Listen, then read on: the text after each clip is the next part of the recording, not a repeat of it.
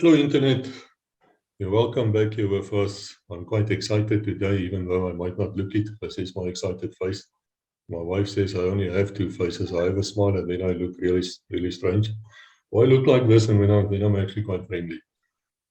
Some time ago, I spoke to Skillie Human, who used to be the RSM at one parachute, and then he became an officer. He became a colonel. I believe he was also a commanding officer at one stage. And Skillie, I can tell you, is an impressive fellow.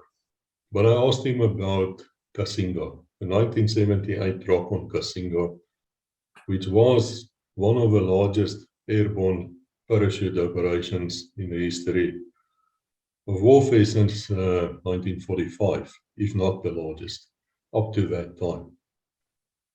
And I asked him about it, and he said to me in his polite way, "Chris, can't really answer you. I was a dispatcher there.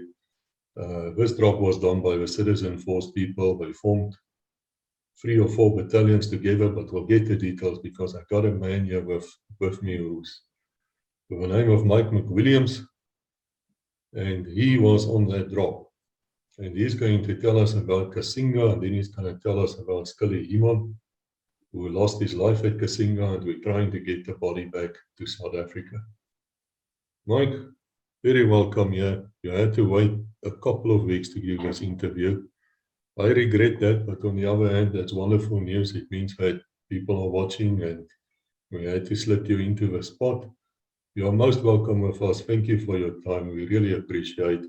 Can you tell me, where were you born? Where do you come from? How did you end up being a paratrooper in the South African Army? Okay, Chris, thank you for the invitation. I was born in Johannesburg in 1951, so that makes me exactly 70 years old. I was born of a British father and a Greek mother, which is quite a mixture. They met in Greece. My dad served in Greece in the British Army in the 40s, and they met there, got married in Greece, went back to England, and my mother couldn't stand England. As you can imagine, the climate was half of the problem, but the cold English people were the other half of the problem. She wanted, of course, to go to America, because all Greeks, if they're not living in Greece, would love to live in America. My dad was not that keen, but he did try and find a job. He was a chemical engineer, and he couldn't find a satisfactory job straight after the war there. But South Africa had great opportunities for him, so he came to South Africa. And my elder sister was born in Greece, in Athens. And once they arrived here, I was born in Hillbrow, of all places. That was their first stop in Johannesburg. So I did my schooling in Johannesburg and in Pietermaritzburg, and eventually got called up for the army. And I was called up at 6 SAI in Grahamstown, which was a miserable place. And what was even more miserable was the food. So having always been interested in flight and that type of thing, I volunteered for the Parabats when the instructors came around to give all the volunteers a PT test to see whether they would be suitable to go to the battalion. Having been fairly good at athletics and rugby and sport and things like that, I didn't find those tests particularly difficult to pass. So after basic training in Grahamstown, I found myself in Bloemfontein at one parachute battalion, doing basic training all over again. Because of course, to the paratroopers, nobody else could do basic training like they could, and they discounted anything we'd learned before we got to the battalion. So we did it all over again. And then we started our jump course, PT. The jump course, if I remember correctly, runs over a period of 5 weeks. The first 2 weeks is a very stringent PT course, where you, as soon as you wake up in the morning, you start doing PT. You go to breakfast and you just don't stop until supper time. So it's a pretty hard course. In my day, it was 3 weeks. It did turn into 3 days very much later, but I can only speak about the 2-week course. And it's running with cement blocks, running with poles. You run everywhere at the battalion. Before you get your wings, you're forbidden to walk anywhere. So you become really very, very fit. That is the period where many people are RTU'd, return to unit. And it might be because of injury, because a lot of injuries are picked up in the PT. Of course, running with cement blocks and things like that is simply not good for your knees and other bits. So a lot of people are RTU'd because of medical problems. Quite a number of RTU'd because they just felt that they'd had enough. They didn't need this kind of maltreatment from the army. So they could give up at any time. You weren't in any way forced to continue. At any time you could just stand up and say, "Sergeant, I've had enough, thank you." And you'd be on the next train out the next morning. So that was a fairly difficult period. From my point of view, you know, I had a feeling that these sergeants or instructors weren't allowed to kill you. So, I mean, what was the worst they could do? You know, they could exhaust you, they could do all sorts of things, but they weren't going to kill you. I was pretty sure of that. So that sort of got me through. Once we'd finished the PT course, we started almost immediately the jump course, which I think was 3 weeks. My memory is not that wonderful, but it's intensive training in a hangar, which has all sorts of paraphernalia, mainly to teach you how to fall. Military parachutes have quite a swift rate of descent. I think it's around about 18 feet per second, which is considerably faster than conventional parachutes, or let's say civilian parachutes. So you really have to learn how to fall. The other problem is with military parachutes, or at least the ones we trained on, was that they were totally unsteerable, which means they didn't have any forward speed of their own, as a steerable chute would have. And this means that you simply go where the wind takes you, which is often not where you want to go. So you may land on things like anthills or in holes or in fences, or quite often in thorn trees in Africa. So you really need to learn how to manage your contact with the earth or trees. So a lot of the time is taken up with learning how to fall and roll, the PLF, the parachute landing fall. Very, very important. And if you couldn't do that, you were thrown out off the course. Then the other, let's say the second week of the course is taken up with aircraft drills. In those days, we had just 3 types of aircraft that we jumped out of. We didn't do any static line jumps out of the helicopters. So we operated out of Dakotas. In fact, the C-47, which is the military version of the Dakota, which simply has a bigger door than the civilian version. No other real difference apart from seats and that kind of thing. And that's what we did our first jumps out of. It's a lovely plane to jump out of. It runs in very slowly, probably around about 90 knots, so you're not tumbled in the wind blast or anything like that. It's a very nice, smooth ride down the slipstream. And then we had to learn how to jump out of the C-160 and the C-130. C-160 is a Transall, a French-made aircraft, very, very similar to the C-130, the Lockheed Hercules. The only difference is the Transall has 2 engines. The Hercules has 4. Interior, very, very similar. Takes the same amount of paratroopers, 64, 32 per side per door. We only jumped out of the small doors on the side. We didn't jump out of the ramp. And I think that was a good decision, quite honestly, because going out of the ramp, you can have collisions and all sorts of things. The 2 small doors are quite separated from one another, so you don't tend to have collisions. The Americans use the ramp a lot, but we never did. So we learned how to jump out of those aircraft. The drills are quite different.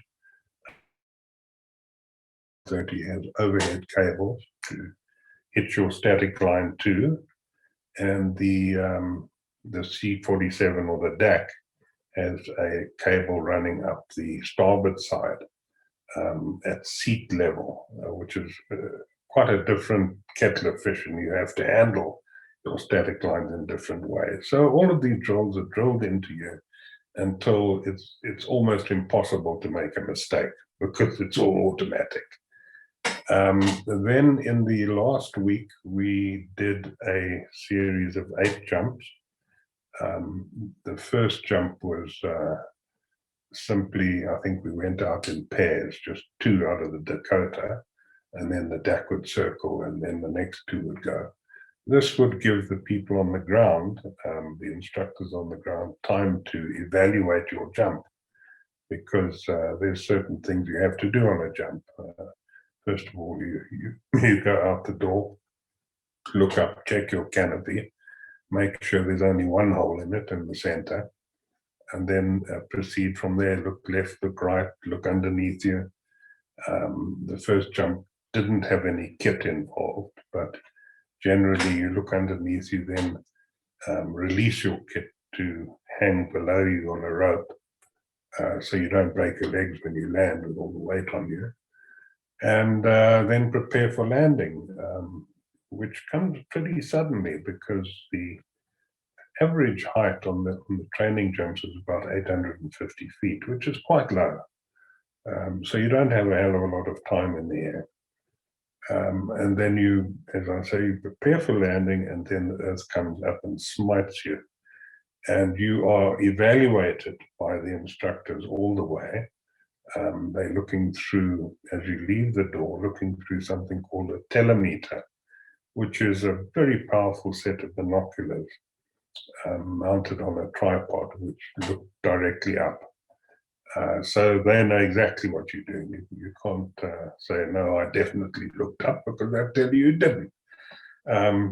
So you evaluate it, and you wouldn't be kicked off immediately if you had a poor first jump.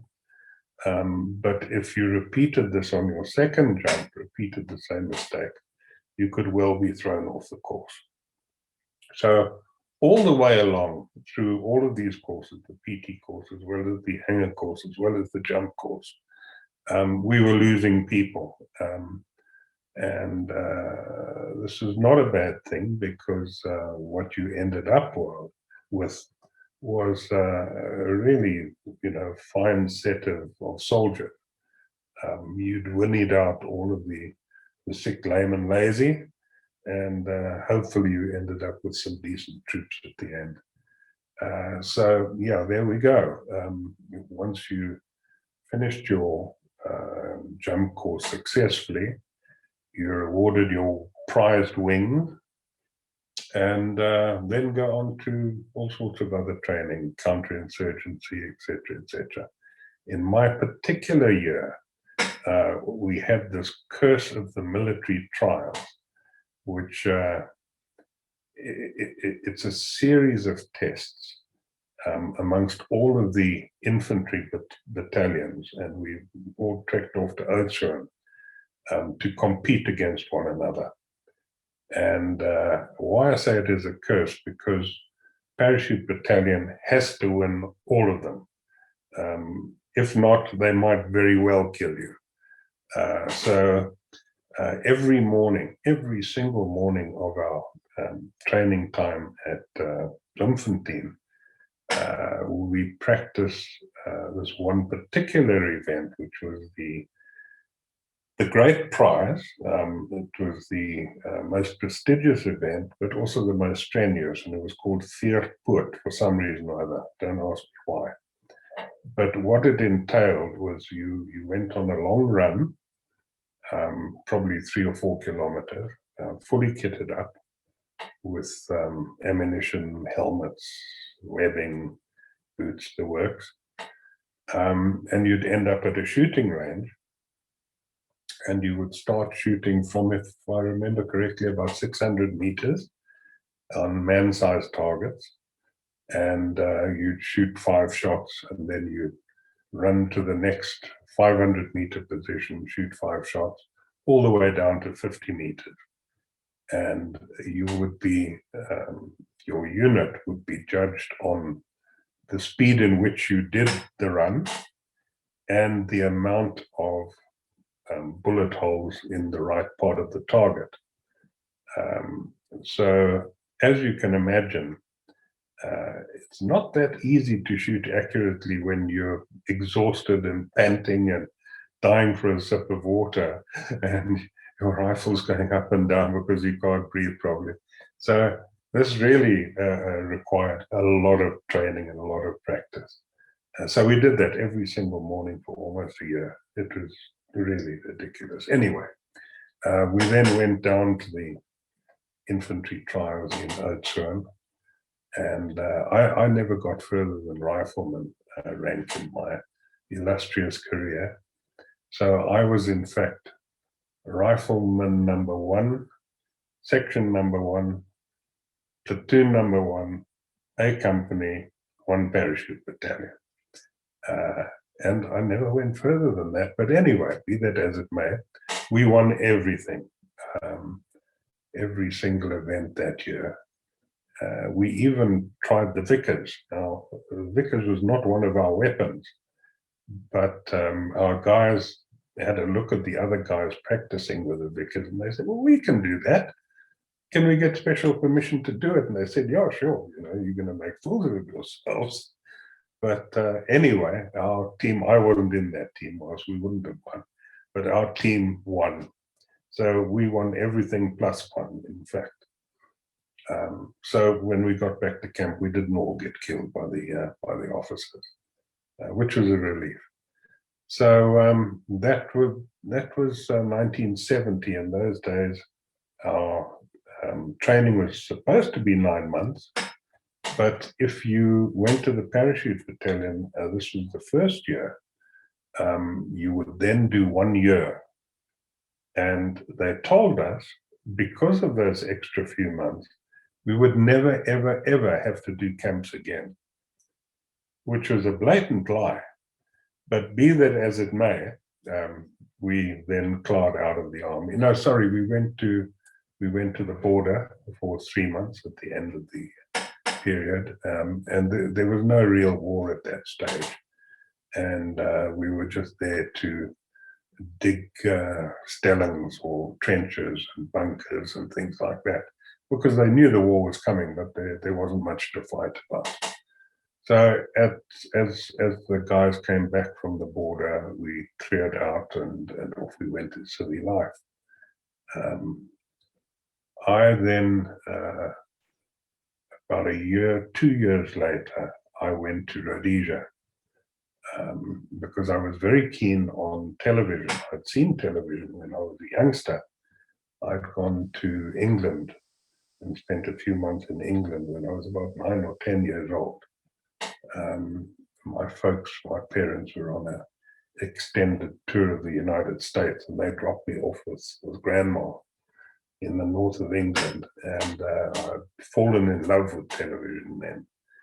But it was many years before it came to South Africa, as you know. So in 1971-72, there was no hope of television appearing in South Africa. Beeldradio, as they called it at that time, because it was an instrument of the devil. So there wasn't much chance of that. Excuse me.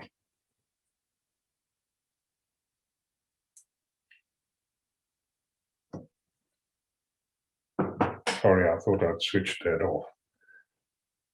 Okay, there wasn't much chance of television appearing in the near future, but I saw that as my career. So I went up to Salisbury at the time and hung around the television studios for a couple of weeks, actually, trying to persuade them to give me a job, which they eventually did.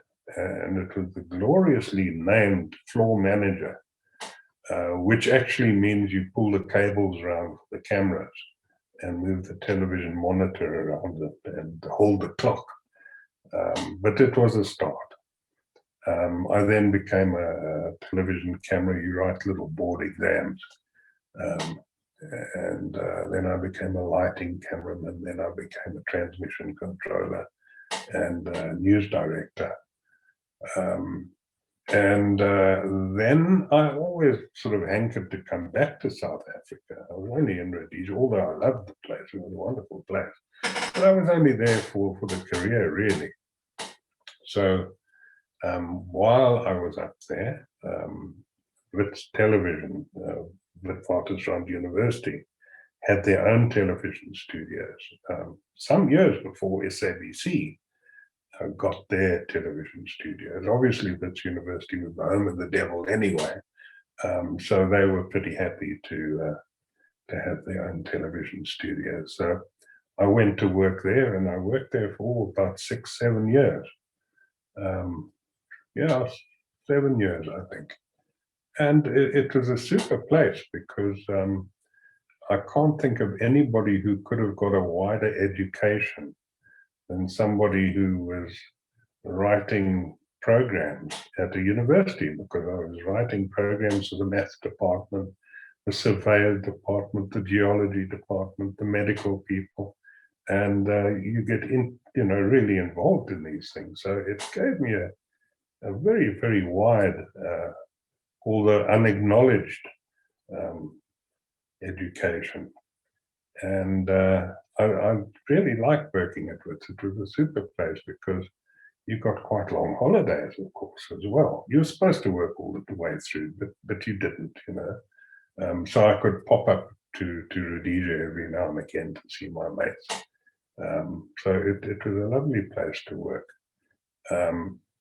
My big problem came with adopting my sport, skydiving, because Wits University didn't pay very well. It paid well enough, but it certainly didn't pay for a secondary career in skydiving, which is hugely expensive. So once I really got into it and started, jumping every single weekend and doing maybe 5, 6, 7 jumps a day, it became very expensive. So I needed a better paying career. So I went to an outfit called Sigma Motor Corporation. And to begin with, I incorporated making television programs and etc. And that enabled me to do two things. It enabled me to, first of all, afford to skydive, but secondly, or very much importantly, after a couple of years, it enabled me to take enough leave to travel around the world skydiving with the South African team, because they had a wonderful policy in that if you represented your country, they had almost unlimited leave, which was fantastic. So not only was I traveling the world, but I was getting paid to do it by my employer. So that was a great marriage of convenience. So I skydived for 7 years. That's solid, you know, hardcore. And then I sort of tapered off. I was mainly an 8-way team guy, and we won the 8-way 5 years in succession.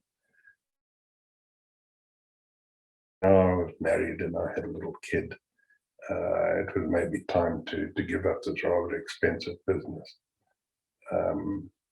So I tapered off skydiving, and then I had a very bad accident where I was crushed between a wall and a heavy motor vehicle, which messed me up somewhat, which really put paid to my jumping career. Up until then, I was doing maybe 100 jumps a year, but then I had to stop. And then I started my own design company, and I ran that for many years, and then got into a carbon trading business when it was fashionable and quite profitable, and retired about 6 years ago. And here we are, telling you stories about my illustrious career, or careers. Well, I find it very interesting, I have to tell you. I'm sitting here and I think to myself, what a life you had, and still having. So just to get back to the military side, I was, when I got back from Rhodesia, I was, the promise of no camps, of course, had gone out the window very early. And I was immediately snared by, I think, 2 parachute battalion at that stage. And I got camps at Ondongwa, where we were reaction force or fire force, working out of Puma, reacting to any peculiar circumstances, any terrorist murders or farm murders, or any peculiar circumstances. We would be on standby and flown out to the scene of the whatever it was, landmine thing, and we would then follow the tracks and try and chase down the perpetrators. Now, of course, sometimes we would get there, you know, many hours after the incident. So the tracks were already a bit old, and the SWAPO guys knew that they would be chased. So they would very, very energetically get out of the area if they could. So running on their tracks was quite a business, of course, because you can, you know, you stop tracking at last light, or you know, sometimes long before last light, if you can't see the track. So all they have to do is to move for another hour or two, and the next morning you start 2 hours behind again. So you really got to, you've got to be very, very fit to catch these guys. Vamberland, as you know, it's as flat as anything. So one part of a Vamberland looks very much like another part. And the only problem was finding water, really. We used to carry lots of water, maybe 11 water bottles. But still, you'd run out. So that was always a problem. But it was quite adventurous, you know, and quite, although quite exhausting. But then you would have time off at camp, and you'd lie around in the sun and play volleyball. And you know, I used to drink lots of beer and read lots of books until the next call out. So these camps happened up until my last camp, well, second last camp really, which was the call up for, which was the first code name for Operation Reindeer. which was the actual Kasinga operation. Brailoff happened, I think it was about a month before, been a little bit longer, but we were called up to a camp on the border of the Kruger Park for some reason or other, and we put in tents and all sorts of things. I think mainly from a secrecy point of view. And we practiced this attack on Kasinga. We had aerial photographs and sand models, etc. And we practiced the attack quite well, and for quite a long time. We did, I think, about 4 big mass jumps into the Petersburg battle to try and get this box drop concept right, because Kasinga was for the first time going to be a drop around the camp, and 4 sides would be made by companies, if you like, of the parachute battalion. From our point of view, because you fell where you were placed, and you couldn't do much about that. But from the pilot's point of view, it was tricky, because you don't want planes flying into one another, or even worse, flying into paratroopers who drop from another plane. So it's a timing and directional thing to get right. Eventually, we sort of got it right. But then there was a security leak, and they picked it up, the constant aerial photography they were doing of the camp of Kasinga itself in Angola. And they saw that there was activity there, and people were moving out of the camp. So they thought that this was a security leak. And of course, the trooper phoned home and told his mom, who told somebody else. But as it turned out, it wasn't that at all. In fact, it was the East German spy called Dieter Gerhardt at Silver Mine Communication Center in the Cape. And he had picked up the orders, etc., etc. And he had let the Russians know, and the Russians had let Swapo know. So the whole operation, we thought it was forever over. It was a lemon, in other words. So we all went back home, because I mean, that was going to be a hell of an operation. And we were called up again just over a month later for Operation Reindeer. And this time it was actually coincided with another big operation called Silver, which was a huge operation in 1978 at Lohatla, near Kimberley. I've never been there, so I'm just talking from knowledge here, but it was designed to be a misleading plan, in that being called up. We were very scared that Swapo would hear about it, especially through their Wits University spioner, their spies, at my place of work. So it was all disguised. We were told we were going to Lohatla and we were going to operate with tanks and all sorts of things. But we were called up to Bloemfontein, to a little railway siding in a place called the Brug, which is the military training grounds just outside Bloemfontein. And we were told, no, we're having nothing to do with Quicksilver. That was just to get everybody's attention off what we were actually doing, is preparing for Kasinga. Now, Kasinga had been found, the Camp Kasinga, found through aerial photographs. So this is a funny story, because the the photo reconnaissance people went basically from hero to zero with Parabats quite quickly, because with routine overflights with Canberras, they were photographing the whole of southern Angola and Vamberland. One of the guys in photo reconnaissance picked up this, looked like a little mining town, which it was an old Portuguese mining town, iron mine. But on a field next to the mine was this map, is the only way I can put it.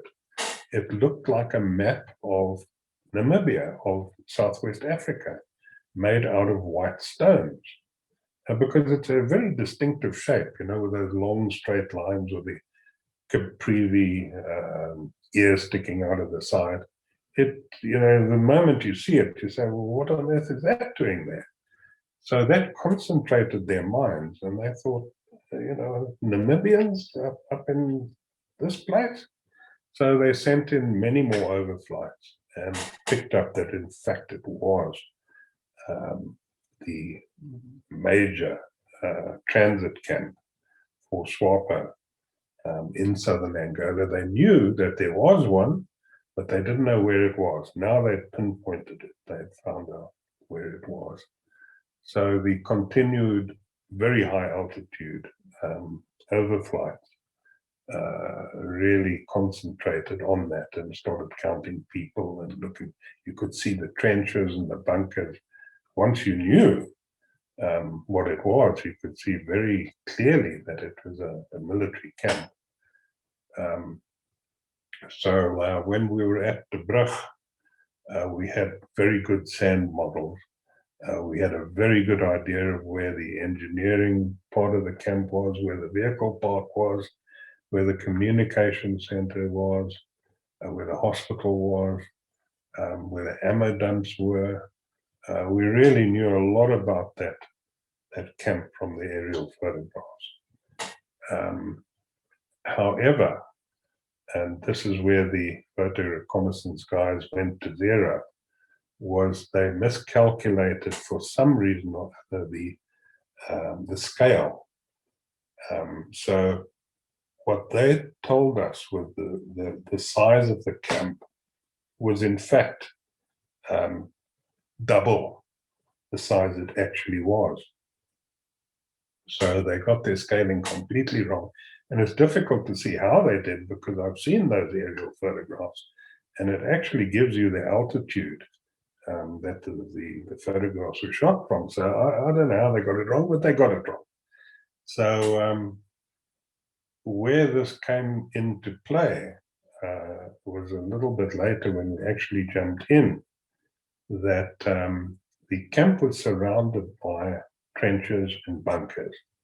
Apart from one side, which had a river, the Kulonga River, which, if I remember correctly, is actually a tributary of the Okavango. Damn far away, but it connects to the Okavango. So this river, they felt, protected that side of the camp, so they didn't have to put trenches in. When our guys planning it, Colonel Breitenbach to the fore, had a look at this, he said, that's where we want to put the attack company, between the camp and the river. We've got tons of space, we thought. But because the scale was wrong, we actually had half the amount of space. So what was planned is that was going to be the side we attacked from. So we were going to put in two companies there, which would take 3 aircraft in a V formation, flying up between the river and the camp.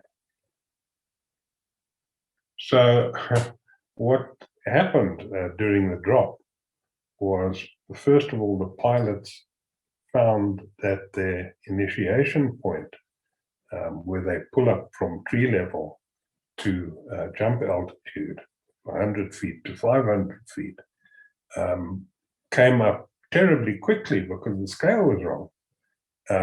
So they had very little time before the green light had to go on to to indicate to us to start jumping out of the plane. And what was worse, because the space was so small between the camp and the river, this V formation of C-160 could not actually fit in. So on the right-hand side, where the plane was supposed to be traveling parallel with the river, was actually traveling right over the river. I was in one of those aircraft, and on the left-hand side, the plane that should have been dropping guys in the mealie field just before the camp was actually right over the camp. So this was very dangerous for both wings. The guys in the middle were okay in the middle aircraft, but we were in great difficulty being over the river to try and avoid the river, number one, and secondly, to try and land on the correct side. Because it was a deep river, it was a big river. So some people landed on the correct side. I was one of them, because I steered really drastically against the wind to try and maintain my position, and I landed within a couple of meters of the river itself. And some landed in the river, and Skillie Human was one of those, and he drowned. Not that we knew it at the time. Some guys managed to swim out, jettison all their heavy gear and swim out with nothing. And most of the rest actually dropped on the wrong side of the river. And of course, they had to try and get back to our correct side in time for the attack, which they couldn't do. We were already displaced by 3 to 4 kilometers because of the late drop, because of the scale problem. We were spread all over the place. So the guys on the wrong side of the river had to look for a decent crossing point. And when I say decent, there was some fear of crocodiles, of course. So nobody wanted to wade neck deep through a big river, being harassed by crocodiles. So eventually they found a little crossing point where they could get over sort of waist deep. And they got over and then walked back towards us. But by now, of course, all element of surprise had gone. The guys in the camp had been bombed. There was a bombardment at 8 o'clock exactly in the morning. We dropped at 8:05, I think. But we were so badly misplaced, it took us an hour to actually regroup. So by then, the enemy, those who hadn't been killed in the bombing, were already ammoed up and gunned up and in the trenches waiting for us. So what should have taken 1.5 hours, in fact, spread to the entire day, because this was now a fully prepared enemy. And it was quite some punch-up. The effectiveness of the bombing was minimal. It didn't work very well at all. We had these anti-personnel mines, which once they hit the ground, they're full of balls, and these balls bounce up and explode in the air and injure or kill all these people who are supposed to be on the parade ground. But unfortunately, at Kasinga, the sand was very, very soft. So these bombs just went straight into the sand and exploded while underground, as it were, and threw up a hell of a pile of dust and smoke and rubble and stuff, but didn't actually do much damage. So instead of really hammering them on the parade ground, it didn't really happen. And there weren't many people. There were a few killed on the parade ground, but not that many. So eventually we regrouped, and Colonel Breitenbach decided that because the timing was so bad, we would have to change our axis of attack and attack from the side, which was very tricky for two reasons. First of all, we hadn't rehearsed it from that direction, number one. And number two, of course, the stopper groups, the other three sides of the box drop, we weren't expecting anybody to come from a peculiar angle. So we were in grave danger of being shot by our own people because the bush was very, very thick. You know, you just didn't see anything until somebody was right on top of you. So thank goodness their fire control was excellent, and nobody was shot by our own troops, which was really very, very good. And of course, as I say, we attacked from an unexpected direction. What was even more unexpected was the appearance of anti-aircraft guns. Our photo reconnaissance people had not picked up that there were 3 anti-aircraft guns in the base. And these began shooting at us as soon as we left the aircraft. In fact, some of the aircraft had some holes in their tails, mainly because the anti-aircraft people, I'm sure, were not really that jacked up in shooting aircraft. So they didn't lead them at all. They just shot at the paratroopers coming out of the tail, and hammered the tail, and didn't really damage the aircraft, thank goodness. Or we could have had some aircraft going in there as well.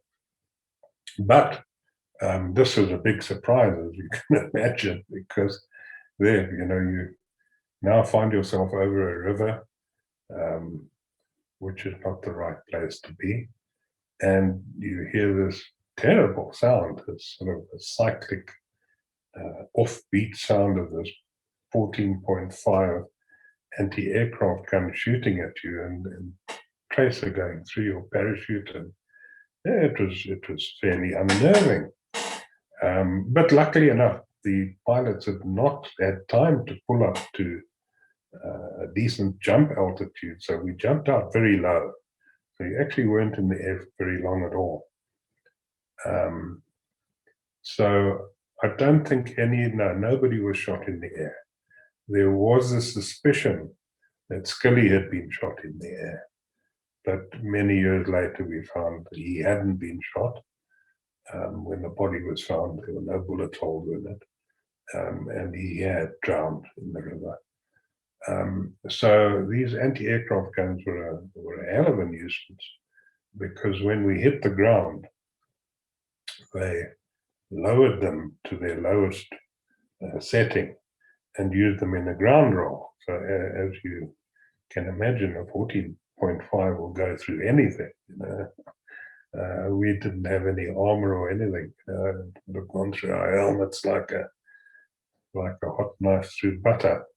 So these things were our biggest problem, in fact, because we took them out occasionally with mortars, sometimes with rifle fire, sometimes with hand grenade, but they were fairly quickly remanned, which indicates that the SWAPO plan fighters were very well trained, because they're sort of fairly complicated machines.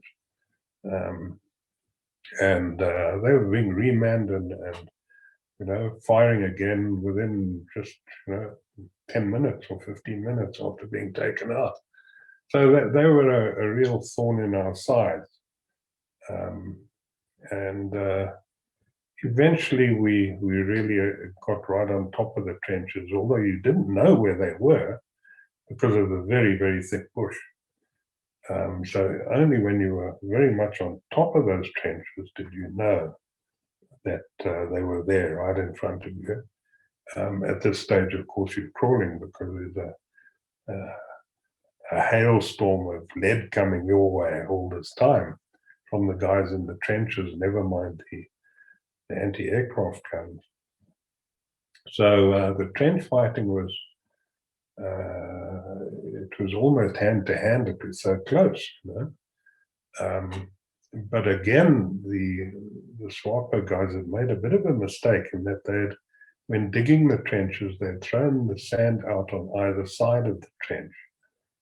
which is not a big problem on the campsite, because you're not going to be shooting at your own people in the camp, but it is a problem on the outside. So these trenches had a berm of sand in front of them. So anybody inside the trench could shoot out, but he couldn't, or she, there were many women soldiers there as well, he or she couldn't depress their rifles enough because of this big pile of sand.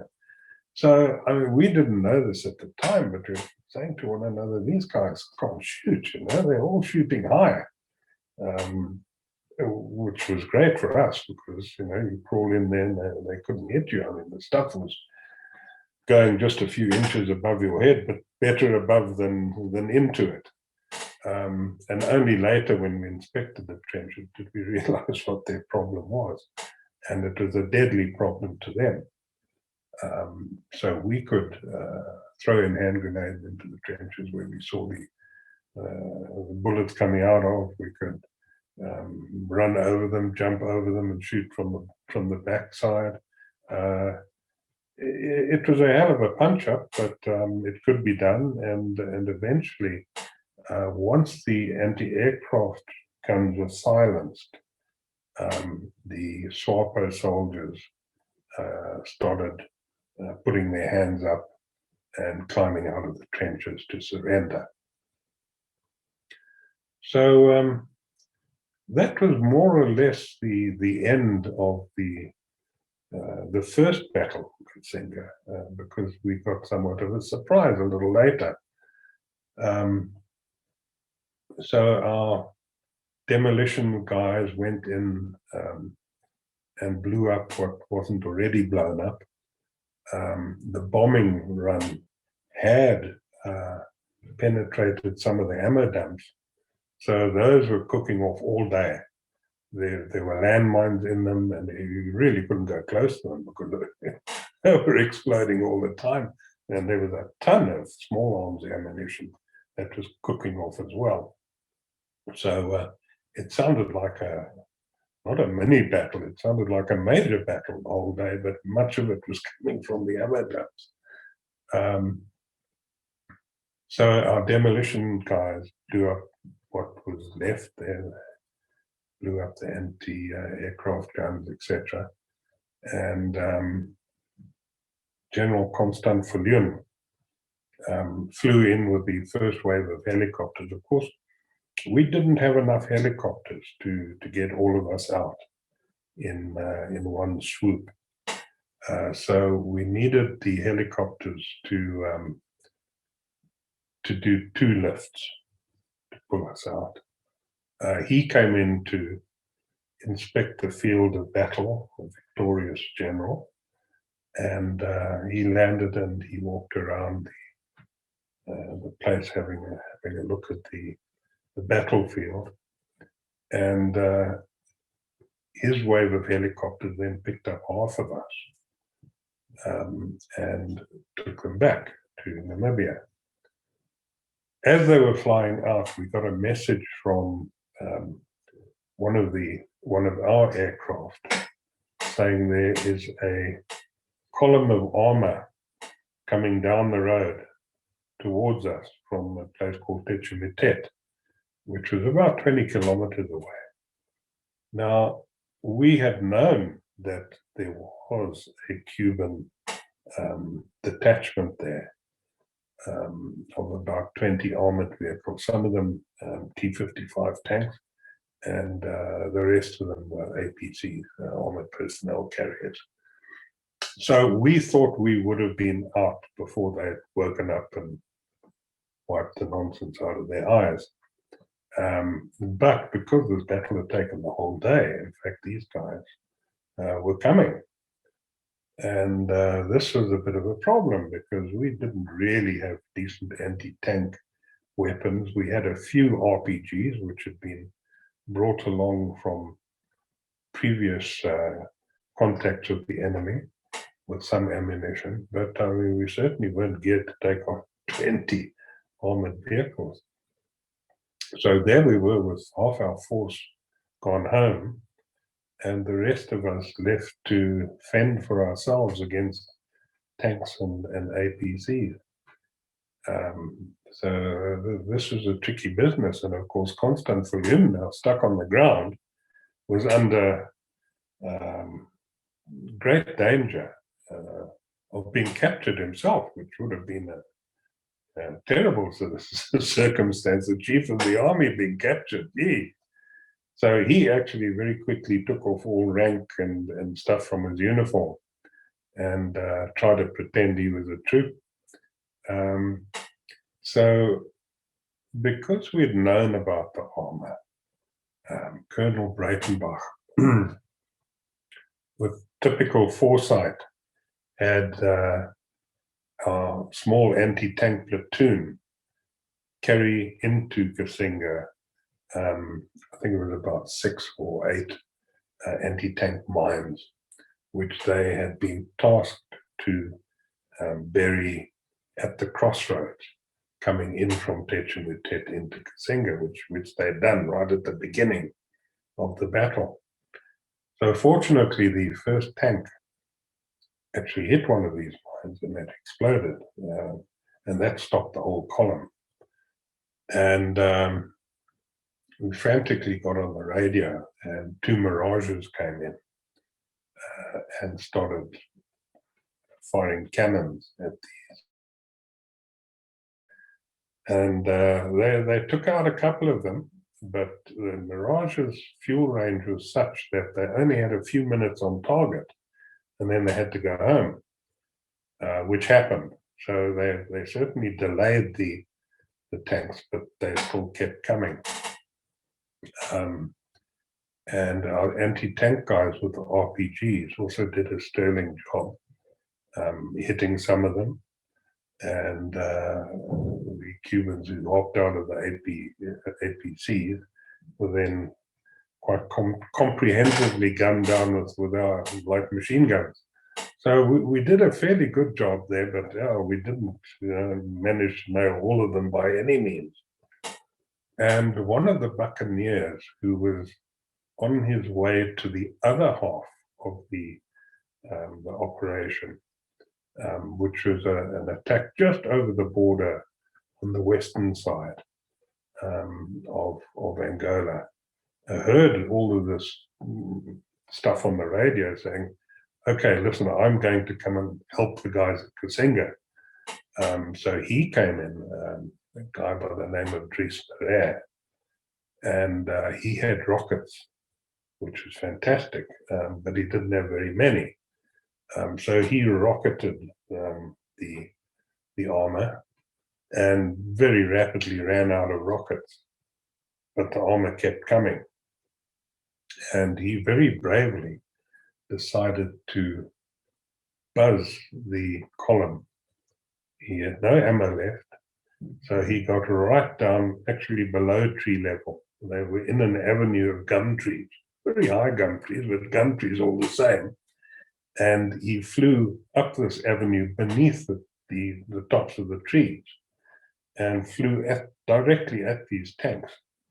And they had, in the meantime, unlimbered from their APCs, a couple of anti-aircraft guns as well. So they were shooting at him. He had no ammo, and he came in at ridiculously low height, just inches above the turret, and put his afterburners on, and they got such a shock that it halted the whole column. And he did this a number of times, taking fire from these anti-aircraft guns, which hammered his buccaneer. He got one around right in the windscreen, right above his eyes. 1 or 2 rounds also went into the engines, and those Rolls-Royce Spey engines really proved their worth because they kept going, despite having cannon rounds in them. And anyway, he got them to slow right down, and he got the enormous crooks for his action, which I think was very well deserved. So here we are now waiting for our second load of helicopters to come and pick us up. and our landing zone is under direct fire from the tanks. So we had to move the landing zone, or else we'd take out the helicopters the minute they landed. So we had this crazy moving landing zone with a huge ring of, well, it wasn't a huge ring, I think there were only about 150 of us left. But there's the ring of paratroopers moving through the bush, away from the tanks, awaiting their lift. And eventually we hear the sound of the helicopters. And of course, there's no indication of where the landing zone is, so we've got to talk them in. But a good helicopter landing zone is free of bush. But this was by far from free of bush. So the helicopters are landing all over the place.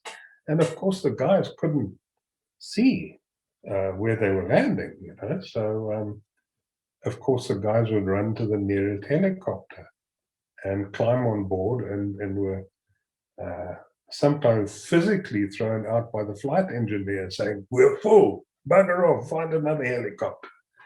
So there was a bit of pandemonium on the ground. And eventually everybody got to a helicopter, almost everybody got to a helicopter, and we took off. And I got to a Super Freelong, which is, as you know, a big helicopter. It could take about 20 troops. But they don't fly that well in hot and high areas. So we didn't have anywhere near 20 troops on this thing. But what we did have was the body of one of the guys who was killed, who turned out to be a chap by the name of Eddie Backhouse, who was in fact my future wife's cousin. I hadn't yet met her, I met her a few months later, but peculiar coincidence. And what was even more of a coincidence is that Eddie was on the same aircraft that Skillie Human was, and they both occupied seat number 13. Eddie on the starboard side and Dries Human on the port side. So really strange coincidence, you know, two number 13s dying in completely different ways out of the same aircraft, which made it 50% of our casualties were seated in number 13. So from that day on, seat number 13 was not very popular with paratroopers, but be that as it may, not only was Eddie on the aircraft, but so was this somewhat elderly gentleman sitting right next to me. And I didn't recognize him, and I thought maybe he's a flight officer or something, you know. So I had taken some beer into the battle. I put them in a wet sandbag and had one when we were pinned down by the anti-aircraft gun, but I still had 5 left. Of course, climbing into the helicopter and off we go home all the time to celebrate. So I pull out my now 5-pack of beers and I offer one to the elderly gentleman sitting next to me, who gives me a somewhat dirty look and says, "No, thank you very much." Then I offered him a cigarette. I got an even dirtier look. And I thought, yeah, not a very friendly guy. Until the guy on the other side of me tapped me on the shoulder and he said, "That's Constant Viljoen." Oh, okay. Now, Constant Viljoen was a keep fit fanatic, and he didn't drink, and he most certainly didn't smoke, and he certainly didn't do both on an aircraft because that was very forbidden. And his nickname was Stofstreer, because he walked tremendously fast wherever he went, and he just left a stripe of dust wherever he visited. So I'm now not surprised he didn't want either a cigarette or a beer. But because he didn't have any rank on, I didn't know who he was, you know. Being a rifleman, I don't usually move in those circles.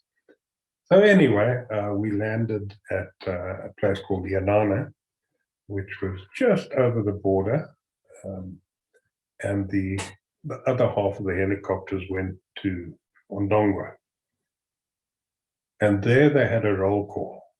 And of course, I was missing because I was supposed to have caught the first flight of helicopters. But when I heard that these tanks were coming, I was tasked to take photographs at Cassinga as well as being in the attack company. I thought, no, I'm not taking the first flight out. I want to get some decent photographs of this punch-up which was about to happen. So, of course, I wasn't on the helicopter I was supposed to be on, so they thought I was missing, but we got on the radio and said, no, don't worry, he's here. But the other guy who was missing was Skillie Human, and this was the first time anybody knew that he was in fact missing. His buddy had landed on the correct side of the river, and Skillie landed on the other side of the river. So his buddy had presumed that he had joined up with the attack force later and he was somewhere, but nobody thought that he had been killed. So of course, you know, everybody's asking, anybody seen Skillie? And the guy behind him in the aircraft said, nah, the last he saw was Skillie was quite far below him and his parachute looked a bit crumpled. Now, first of all, Skillie was a very light guy. He was only 5'5". I don't know what that is in centimeters nowadays, but he was short and he was very light. Now, he shouldn't have been far below. If anything, he could have been above the guy behind him. So the crumpled parachute could mean some kind of malfunction. I suspect that he had twists, and he had bad twists. And you get those by either hitting the side of the aircraft as you go out, and what happens is static line pulls the bag containing your parachute out of your backpack, and it snags on the side of the backpack and it starts spinning. And it can give you multiple twists without you yourself actually twisting at all. Now, because Skillie was so light, this had happened to him before, and he had lost 2 teeth in a jump some years before. And because you're that light, you know, it's not nice, because you're still made to carry the same weight as everybody else. You know? You've got to carry all the same ammo and the water and the food, etc. So it's damn tough on the little guys. So I think Skillie actually had multiple twists. And because with twist you can't make any attempt at steering, you've got to go where the parachute takes you. And the parachute took him into the water. And he was so heavily laden that he just went straight down and drowned immediately. So that's what it seems to me to be the case. Because later on, when we spoke to the guy who actually found and buried Skillie a few days after the battle, he said he had inspected the body and found no bullet wounds. So it's pretty likely that he drowned. So yeah, that was the Battle of Cassinga. We go on to the battle to find Skillie, which is another rather long story, but maybe it's of interest.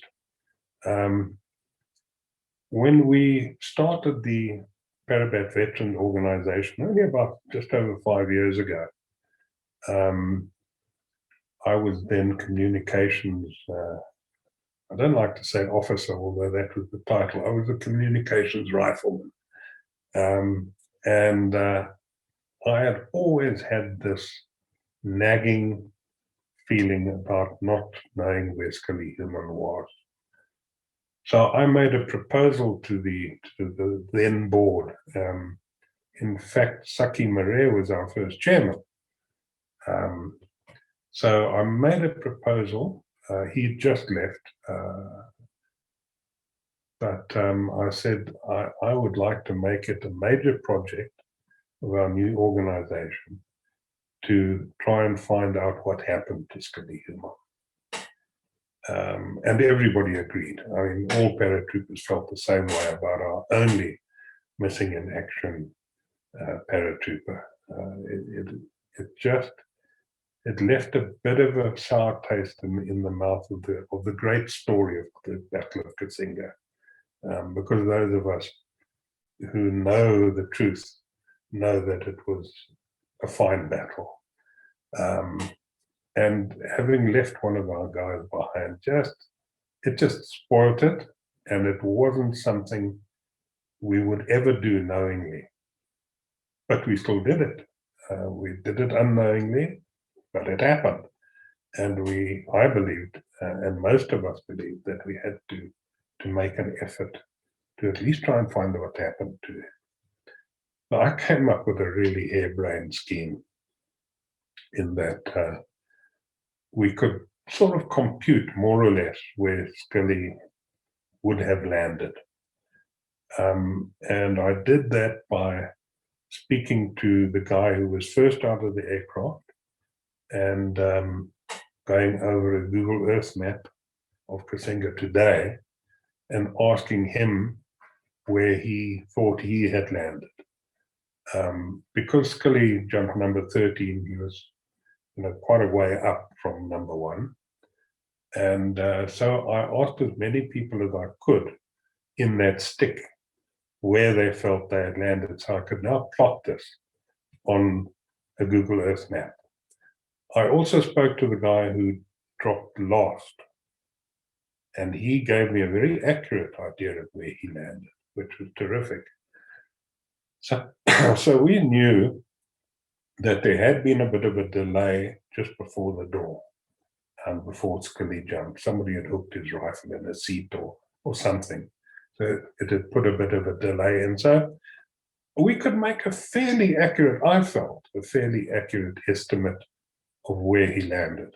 Of course, we didn't know on which side of the river he landed or in the river, but we had I would say about a 200-meter estimate of where he could have landed, which was not bad. So my harebrained idea was to take a party of paratroopers up there with underground radar, below ground radar, and a metal detector, and do a search, a scan of either bank in this 200-meter estimated area. And to be honest, it wasn't an idea with a huge amount of success envisaged. And the more we heard about what had actually happened, the less likely it was going to be that we were going to find anything. But we heard through the grapevine that somebody had in fact found Skillie and had buried him. One of the battlefield tours who'd gone up there and spoken to a youngish chap who said, yeah, we found a paratrooper in the river and my dad buried him. And they said to him, okay, well, where did that happen? And he said, I don't know, I can't remember. And I was like 5 years old. So at least that gave us an indication that Skillie had been found and buried. But listen, we were getting the thing together, raising money, etc., until some really spectacular news came through, in that a party of tourists, if you like, from Namibia, from Windhoek, had visited Kasinga, and in the party was a historian. A guy had written military histories, in fact, of Southwest Africa, a guy by the name of Gordon McGregor. I don't know how Scots he is, but it sounds very Scots anyway. He had been one of the party, and he had an interest in the battle, possibly to write another book about it. And he questioned all the locals he could find. And the one guy said, yeah, my dad found a paratrooper in the river and buried him. And Gordon said to him, well, is your dad still alive? And he said, yes, he lives very close to where he buried the South African paratroopers. So, of course, they hopped in their vehicles, found a crossing point, and then went over the river and found the old man.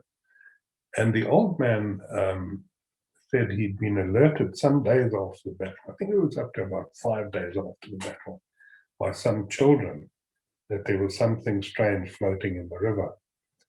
And he went to investigate, and he saw this parachute sort of floating in the river, and he pulled on it, and of course there was a paratrooper on the other end. And he examined the body. He couldn't find any bullet hole.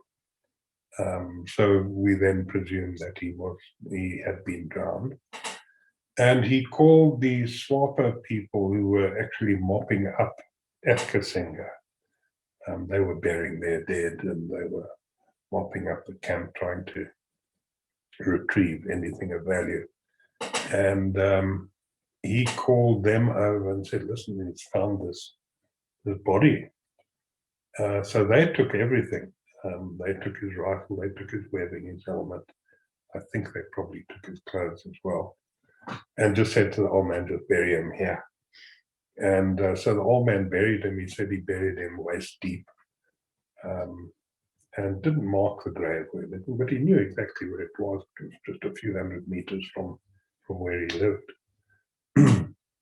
At the same time he found Skillie, he had found a black soldier who had been shot, not in the river, on the river bank. And we, of course, didn't have any black soldiers with us. So we presumed it was one of the Swapa guys, probably coming back from a beer drink or something like that, and been shot by one of our guys. And he had buried him quite close to where he buried Skillie, buried him where he fell, basically. So, you know, that was something that nobody had heard of before. But unsurprisingly, you know, many people, Swapa were killed at Kasinga, and Swapa would not necessarily have known about this guy. So now we've got some decent evidence that, you know, we know where it is. There was also a travel agent with Gordon McGregor on this tour, and he took a GPS reading of the grave and of the site where the old man had found Skillie in the river. So we knew exactly where it was. And we had some pictures of the grave site as well. So now we go into overdrive to get this thing kick-started. I made some inquiries, and I was told by various people that I had to, in fact, go through General Gert Opperman, who had conducted a previous search for 4 guys who were known as the Igbo 4. They had been killed up near Luanda, in a place called Igbo. And there had been a big nationwide collection to get the funds together to get their bodies back. And this was some years before. And General Opperman had spearheaded that, and he had great difficulty with both the South African government. They demanded that he deal with many, many different departments, one of which was arts and culture, for crying in a bucket. And he just had great difficulty because, well, because of historical reasons, whatever they may be. So when he went up, he had great difficulty with the Angolans as well. And he and his people were arrested once or twice as well, which was, you know, not a wonderful prospect in Angola. And they were thrown off site, and it was just very unpleasant. So anyway, I got hold of General Opperman, and he, you know, I showed him all of our evidence, so on and so forth. And I said, you know, would you like to help on this? And he said, yeah, he'll help, but we need to raise bunch of money, about 350,000 Rand, and he can handle it. So I said, terrific. Yeah. So I gave them all the evidence we had. We had to get power of attorney from Rachel Human, Skillie's wife. We had to get blood samples from his sister for possible DNA tests, and a whole bunch of stuff, which we did. But things didn't move quickly at all. Eventually, after a year, I got hold of General Opperman and I said, how's progress going? And he said, no, it's not going at all. And he showed me some emails that he'd swapped with the Department of Arts and Culture, who were extremely unhelpful. And basically, the thing had ground to a halt. And I said to General Opperman, well, listen, I'm very happy to try and take this thing over and try and get some more action. And at very much the same time, I got a call from Eben Barlow. He was the guy who ran Executive Outcomes. And he said to me, listen, I know a guy who may well be able to help you on this thing. And I said, terrific. Why would he be able to help? And he said, well, he's a MK guy, Mkonto Sizwe, and he has brought some remains back from both Zambia and Angola in the past. And so he knows a lot of the people who need to be known, and he can do the job. So I said, well, terrific. And we met, we had lunch together, and the guy's name is Blaz. I think it's his war name. And we hit it off, actually. A super guy, absolutely fantastic guy. And he didn't want any monetary reward or anything. He just did this out of the goodness of his heart. He said, he knows what relatives go through with somebody missing in action, and he's more than happy to help. So this was a real godsend, because within, I think, 2 weeks, we had all the stuff we needed from the South Africans. Lars knows everybody who's everybody. And we could go to any department, government department, without a warning or without an appointment, and he'd just say, I want to see the boss. I tell him Blas is here. And we'd see the boss within 10 minutes. So we got what we needed very, very quickly from the South Africans, which was the big stumbling point at that stage. General Opperman hadn't even gotten hold of the Angolans at this stage. So we knew that the Angolans were going to be also possibly a big problem after what had happened to the Igbo 4 party. So I said to Blas, listen, we need to square it with the Angolans. We need to let them know exactly what we want to do, and ask humbly for their a joint cooperation on this. And Blas said, no problem. He knows the Angolan ambassador, which was a woman at the time. Fantastic. So General Opperman had asked me not to personally contact anybody high up in Angola, because he felt that, I don't know, he just didn't want me to. He felt that probably I'd buggered it up. So anyway, I said to Blas, listen, won't you go and speak to her, tell her what we require, and let's see what she says. So he went to the Angolan ambassador, and he phoned me from there, and he said, listen, this ambassador's willing to help, no problem, but she asks whether we can help her in exchange. So I said, well, I don't know what I can do, but I'll do whatever I can do. Tell her with pleasure. So the story came back that somebody working at her embassy, a very nice woman, Rita, I met her very shortly after that. She had lost her husband in action. He was MPLA, and he was killed at Zangonga, or not killed at Zangonga, he had disappeared at Zangonga on the 14th of August 1981, I think it was. So it was long after Cassinga. But the Angolans had been asking for a long time, many years, asking the South African authorities, please tell them what happened to Captain Geronimo, that was his name. And they just got no help, no cooperation, no nothing. So they were a bit grumpy, understandably so. So she said, can we do what we can to actually find out what happened to this guy? Because we captured him and we didn't give him back. And naturally, the widow was thinking maybe he had another family in South Africa by this stage. The horror that goes on with missing in action cases is it's really horrible. So I said, yeah, all right, well, I will do my utmost to see what we can do about finding out what happened to Captain Geronimo.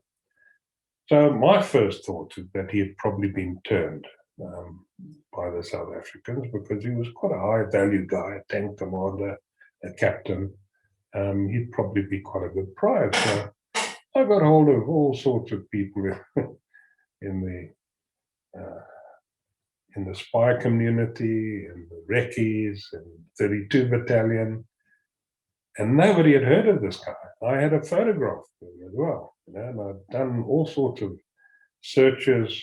There was a photograph of some prisoners who were held at one of our camps, and one of the guys looked suspiciously like Captain Geronimo. So I took the picture to the widow, and she said, no, that's not my husband. So anyway, I was drawing blanks everywhere.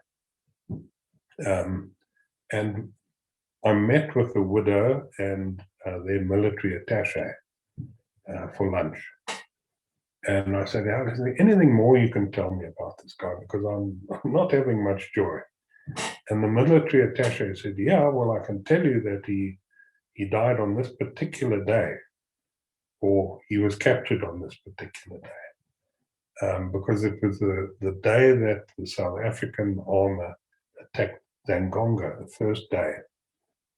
And what had happened was his tank was shot out by one of our guys by the name of Toffee Reindeer. And I got a hold of Toffee, and I said to him, listen, I believe you shot this tank out at Zangonga. Do you know what happened to it, or to the people in it? And he said, no, he doesn't know, because he just went straight on into battle elsewhere. And in fact, he got an enormous crooks the next day for shooting out another tank. So Toffee was not there. He just shot the thing and went on. But he did say he knows of a recce who had been asked to de-booby trap the tank after he shot it out. So I could only presume that they wanted to capture the tank. So I got hold of this recce, and he said, yeah, he was asked to de-booby trap it, and he climbed up on the tank and opened the hatch, and he saw a hell of a mess inside, and called a medic to come and get rid of the remains. What had happened is Toffee had shot a heat round into the turret of the tank, to the T-34, an old T-34 Russian tank. And the guy in the turret, the commander, officer, Captain Geronimo, had taken the brunt of the spray of molten metal, and it had totally decapitated him, which obviously wasn't a very pretty sight. So the medic climbed up on the tank and had one look inside and got such a fright he fell off and broke his leg. And he was in fact our first casualty in that battle. But what had happened is the driver and the gunner of the tank had also been mortally wounded in this explosion, but they had managed to climb out of their little hatches on the front of the tank, and they had died next to the tank. So the Angolans had found the gunner and the driver, but Captain Geronimo was missing. So they can only presume that we pinched him. But what had happened was the driver was given the orders to now take this tank, drive it to an assembly point on a compass bearing, and meet the rest of the South African armor, and they would take the tank back to South Africa. So the driver climbs in this thing, and off he goes that night, meets his mates somewhere in the bush, he has no idea where. And the next morning things are a bit ripe. So he himself actually got the remains out of the turret and buried them, he says, in a very shallow grave. It was a shona, and the ground was very, very hard. So he said he dug and dug, but it wasn't getting very far. So he buried Captain Geronimo in a very shallow grave, and he doesn't know where. But this now gave us a very good idea of what had happened. So I didn't report it immediately to the widow or to the ambassador, because I wanted maybe a little bit more information. So Blas and I tracked this tank down to the Army College in Pretoria, and we went and we spoke to the OC, and we said, "We believe you've got a tank here." He says, "Well, we've got lots of tanks here." So we described it, and he said, "Well, he wouldn't know one from another, but we're very welcome to go and look." So we took a walk into the ground of the Army College, and the first tank we got to was a T-34 with a hole in the turret, exactly where Toffee Correa had told us the hole would be. And it even had a brass plaque on the front saying that this T-34 was shot out on the 14th of August, 1981 at Zangonga. So we had found the tank. So we went back to the ambassador and said, "Listen, this is the story, and this is what happened to Captain Geronimo, and we didn't pinch him. Unfortunately, we don't know where the grave is. It was so shallow that there would be nothing left, we're pretty sure of, even if we knew where it was." But she was, of course, not overjoyed. I mean, you can't be overjoyed at that kind of news, but she was very happy that we actually had an answer now.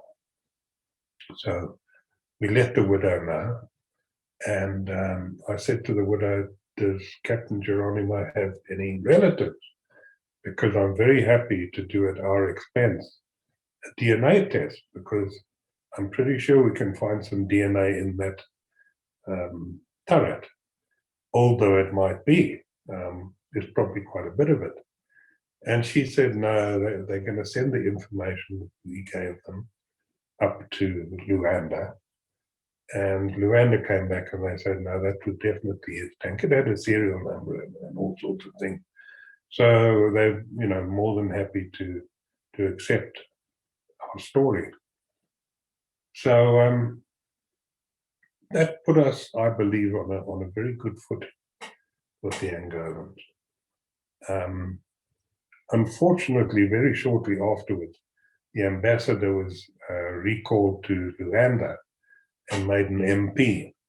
But she was still in a very powerful position, and she had obviously spread the news that we were not, terrible guys, that we had really gone out of our way to help.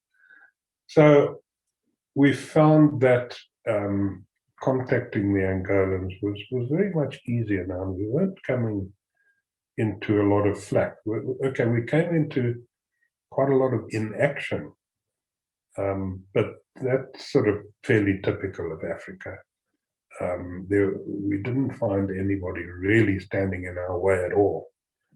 We just request permission, just give us a piece of paper, giving us safe conduct, and even that just wasn't forthcoming. "Oh, no, we're doing it. but it didn't really happen. So eventually there was a change in government there. The old president retired and a new president came in. And I thought, you know what? Can we go wrong? Let's get a hold of the new president. You know, we're trying to go through all of these departments and we're actually getting nowhere. So let's try a straight shot to the president. Now, we had already had somebody up in Angola who was a friend of a paratrooper down here. He'd always lived in Angola. A super guy in the agricultural business, very well connected, also MPLA, ex-MPLA. They jailed him and he suddenly went off being an MPLA member, but all the same, he was pretty influential up there. And he had a friend who was an advocate in Luanda, whose son actually worked in the president's office. So this gave us an ideal avenue to actually get to this. Well, it was in fact the whole package. It was the whole story of the Skillie thing with all of the documentation. And you can understand that there's a lot. You know, there's presumption of death documents and IDs and marriage documents. Oh, there's tons of stuff, all of which we had to translate into Portuguese with a proper translator. So anyway, we sent this big package up to the president's office and the lawyer's son actually gave it to him in his hand. So at least we knew that the president had got it. Within a very short space of time, a couple of weeks, in fact, the new president had assembled a ministerial committee to deal with us. And suddenly things were hopping, you know, things were moving. And we were at a stage where we were ready to leave. We were in a couple of weeks of leaving with our party, which had a filmmaker on it, 2 undertakers, and a few troops, ex-Skillie buddies and ex-paratroopers from Cassinga who were going to do the digging. We were ready to leave, and then COVID came, and they shut the borders. So that just put a stop to things immediately. The borders have not yet been fully open to us. They're open to business and government, but not to us, unfortunately, but it might happen at any moment. So, you know, we've got to get all of these people together who the Angolans want to be at the exhumation, and it's quite a handful of people. Some from Luanda, some from Lubanga, some from Kasinga. So it's quite a mission to get all of these people together at the same place at the same time. So we're in the process of doing that now. What I didn't mention to you was we also felt that we needed all the cooperation and the goodwill of the Namibians, because after all, it was Namibians who were killed. It wasn't Angolans. And they were probably, we didn't need much from them, to be honest. We just needed safe passage of the remains, which is a commonplace thing, you know, if there are car crashes and plane crashes and that, it happens quite often. But I still felt that it would be great if we could have goodwill all round amongst all the parties involved. So Blas and I visited the Namibian High Commission. Blas actually knew the military attaché there. And we told them what we were doing. And we said, you know, we'd appreciate any help. And also, if anybody who was at Kasinga from their side would like to come up, we're very happy to make them our guests. And we'd go up with them And then I told them the story about their missing soldier, who the old man had found and buried quite close to Skillie. And they had no idea that this guy had, well, obviously, not obviously, but we presumed that they knew he was missing, but they didn't know where. And because they'd had that mass grave that they had buried all their people in, they had no idea that there was a stray guy buried, 3 or 4 kilometers away. So I told them the story, and they said, "Oh, that's fantastic," And I said to them, "Listen, I'm very happy to exhume his remains and bring them back and drop them off at Windhoek, if you like. Or we can exhume his remains and rebury them next to the mass grave at Kasinga. We're happy to do that. Or I can get a headstone made and put it on his existing grave now, so at least you guys know where it is when you go and build your monument at Kasinga, which they're planning to do." So they said, "No, that's a fantastic option." So I got a headstone made, and we'll take it up with us.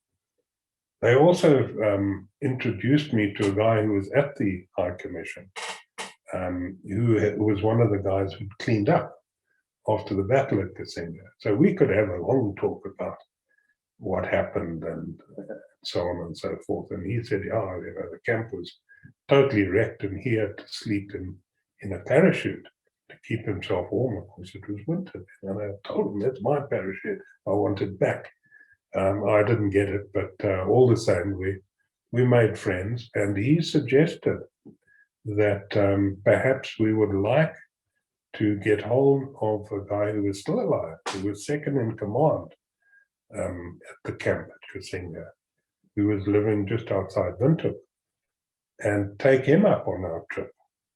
And he might appreciate that. So I got his number and I phoned the old guy. And he said, "Yeah, if his health is still good, he'd love to come up with us." So here we had now a story of 3 missing in action from 3 different armies. One from ours, Skillie Human, one from Namibia, a planned soldier, and of course, Captain Geronimo. And, this has sort of morphed into quite a goodwill business all round. It's something that has made all of us feel pretty warm about doing what we can for one another. So we hope it's all going to work out. We're not sure. Obviously, shallow graves in Africa are often found empty because of wild animals and right next to the river, which floods every year. And talking about floods, that is our problem at the moment, that the rains are there. They've started already. So this year is probably out. We'll have to go April next year. Who knows whether the border will be open then, but one's got to presume it will be. So that's where we stand with the Skillie project. Mike, I was making a lot of notes what I wanted to ask you, but I feel I would do injustice to the story if I start asking questions and going back to the beginning just for a few clarity things, which is really not that important. I think you covered it so well that I would rather not do it. And I would go straight to the question on everybody's mind is, how can we assist? Is there anything that anybody listening here, how can we help? We've collected enough money to do one trip. Now, we may have to do more than one trip. In that, the Angolans may want to do a DNA test themselves before they release the body. In which case, our DNA situation in South Africa is not great. One imagines that it's not that much better in Angola. So I don't think we would be able to find a reasonably sized bone and send it up to Luanda and wait in the bush for the DNA sample to be married with the blood sample of Skillie's sister. So we may be in a situation where we've got to leave the remains there, get a DNA test. We will, of course, bring a bone down to do our own DNA test here. And I spoke to the DNA people probably 3 months ago, and she said, with absolute urgency, the quickest they could do a test is 2 weeks. So we're not going to hang around in the bush for 2 weeks on the off chance that we're going to get a reply. So there is a chance that we may have a delay in getting the remains back, and that would mean a second trip. But at this moment in time, we don't yet know. We have already decided, almost at the beginning of this project, that if any money were to remain over after our trip, it would go to Skillie Human's widow. You know, she was not well treated after the incident, after Cassinga. Skillie was only declared dead, I think it was 2 years after Cassinga, and she had a very young baby, and she had to exist on what was it we got in those days, R2.50 a day or something, for a long time, you know. The paratroopers did collect some money. I think we gave our last paychecks to her, but that didn't last long at all. So she was not very well treated, and we would like to make that right. So the more that is left over, if anything, would be terrific to at least give her something in recognition for a long time suffering from this business. So if somebody here decides they want to contribute, and even in the future, but what should they do? Can they contact you directly? Can I put the link? Yes, they can. Yeah, my email and my WhatsApp will do. I can get a better idea of you know, what is needed later, because we haven't incurred much in the way of expenses. We've done a little bit of medical stuff with the DNA test. We've done some stuff with lawyers. We've done, well, one of the big costs, in fact, the translation cost, to get all of the hundreds of documents translated into Portuguese. So we haven't used much of the collected money yet, but there may be a time where we need some in a hurry, because certainly General Opperman ran into big problems up in Angola, where cash was king, let's put it that way. You first came to my attention. It was actually General Borman, the former commander of Special Forces Brigade, who wrote to me and said, I have to get in contact with you. There's also a very, very good video at a place called Historic Military Interviews. I'll put the links here. Okay. Guys are in Australia, they really did a good video on this as well. You will not regret going and supporting that channel. But can I ask you, before we go, about your organization? What's that about, the one for paratroopers? PVO. Okay. We have had, for many, many years, little paratrooper organizations all over the country, mainly localized. One of the biggest is an outfit called LASA, Legion of Associated Airborne of South Africa. They have a place in Benoni, which has been going a hell of a long time.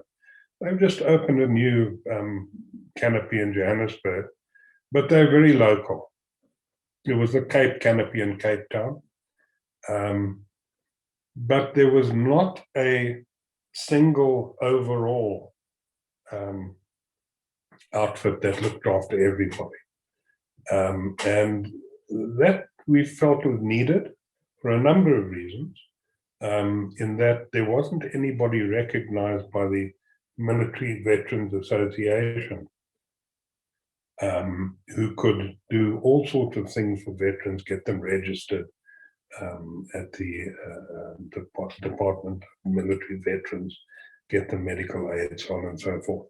So we started the PVO to try and become an umbrella body. And almost everybody has joined so far. There's some problems with the Western Cape. They have declined to join, despite many invitations. But I think that goes right back to the voortrekkers, you know. They didn't want to join then, and they still don't want to join today. So, but almost everybody else has joined. The Eastern Cape has joined, Natal has joined. So we've got all of these canopies all over the country. We have, I think, nearly 500 members now. And basically, it's for the good of paratroopers. We have a fund which helps paratroopers in need, guys out of jobs. We find them jobs. We give them small donations. We don't have much money to get them on their feet again, and that's working pretty well. You know, we've helped farmers with feed stuff and all sorts of things. Wherever there's a need, we help, and not necessarily just for paratroopers either. Obviously, they're first at the door, but we help others as well. So that's what the PVO is all about. Well, that's fantastic, and I will put a link in for that organization here as well. I have a question though, something which came up to me while you were talking. Yes. After you left national service, you went to Rhodesia, and you started jumping in South Africa, I presume, when you came back at Wits, you started jumping and you had national colours, Springbok colours, to represent your country. You would have used a totally different parachute than the one in the army. Oh, yes, yes. So did this ever bother you? I mean, if you suddenly now had to go to the old-fashioned, if I may say it like that, pumpkin type of thing, while you knew you probably had a better parachute lying at your home. Did something go through your mind that you said, well, guys, yeah, you know use what? my own parachute today? Well, the army runs a water jump usually once a year for the old paratroopers with the old equipment. But it's into a big dam, so we can't damage ourselves too badly. And I mean, that's great fun to do. But it's not free fall. You know, it's a normal 800 feet high, and it's great fun with old buddies. But the sports parachutes are completely different animal. And in fact, I only started sport jumping in about 1977, just before Kasinga, a year before Kasinga. And the reason for that, even though I'd always been in love with some form of flight or other, that I had mates who said, no, come and skydive. And I said, you know what?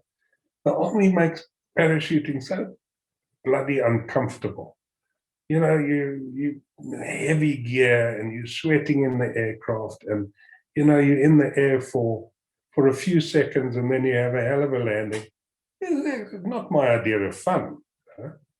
No, come. So eventually, I was persuaded to go sports jumping, and the minute I did it, I was completely hooked. You know, so it's completely different. Think of parachute or military parachuting as a car with only brakes, you know, and that's all it is. It just stops you from hitting the ground too hard. Sports jumping is a completely different kettle of fish. If you could give anybody advice here, they want to go and jump, if they have for some reason the urge, would you say yes or no?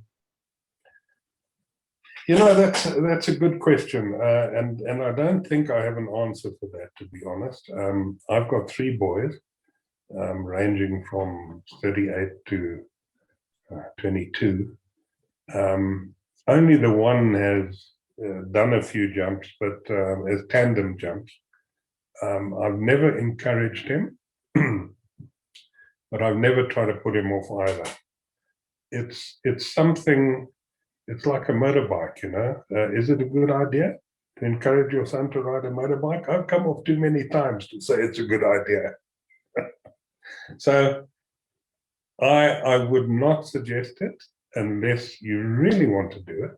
Then go for it. It'll make you happy if you want to do it. But otherwise, it could kill you. Right? So I don't have an answer. Mike, thank you for this. I'm really grateful to you. Nice chatting.